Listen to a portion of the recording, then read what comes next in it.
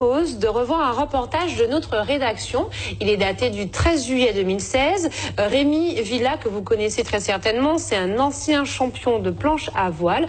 Il apporte un témoignage édifiant sur les dangers des ondes. Frappé par un cancer de l'oreille interne, les spécialistes qui l'ont suivi confirment que sa maladie est liée aux ondes du portable. Regardez le reportage.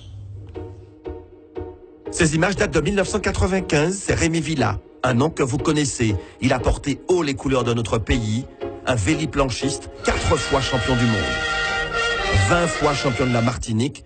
Mais ce que l'on sait moins, c'est qu'il a été touché il y a quelques années par un cancer, une tumeur à l'oreille interne.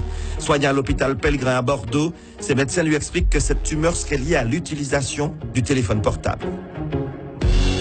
Les médecins m'ont dit clairement, tout ceci est dû au téléphone portable. Notre service pour les tumeurs à l'acoustique a été augmenté multiplié par 5 depuis l'avènement du portable. J'ai fait tout ce qu'il ne fallait pas faire.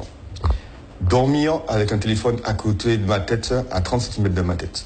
Chose à ne jamais faire. Donc il faut éteindre impérativement son téléphone portable quand on est dans une chambre ou le laisser à l'extérieur.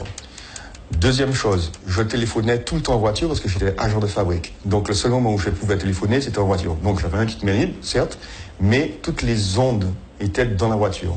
Et à Bordeaux, les spécialistes lui ont expliqué comment les ondes magnétiques du portable agissaient sur l'oreille interne. Vous avez dû plus contraster par vous-même que quand vous téléphonez longtemps, votre oreille chauffe. Et bien ça, qu'est-ce que ça fait? Ça simplement cuit votre oreille. Et donc l'oreille interne est extrêmement fragile. Et donc, parce que c'est tout petit organisme, etc.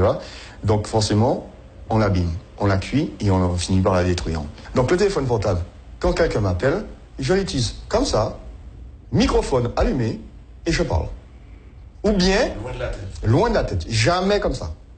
Et puis il y a les conseils aux parents concernant l'utilisation des portables pour les enfants.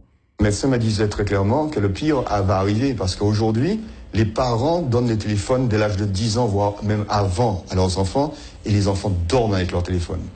Alors ça, le cerveau n'est pas encore construit, etc. Donc il est encore plus sensible et les dégâts seront plus importants encore. Et pour confirmer les propos de Rémi Villa, ce rapport de l'ANS, l'Agence nationale de la sécurité sanitaire et de l'alimentation, rendu public la semaine dernière. Il recense les sources auxquelles sont exposés les enfants, Wi-Fi, jouets connectés, téléphones portables, tablettes. Mais ce que l'on apprend dans cette étude, c'est que des chercheurs japonais et taïwanais ont trouvé que ces ondes agiraient sur la santé mentale des préadolescents.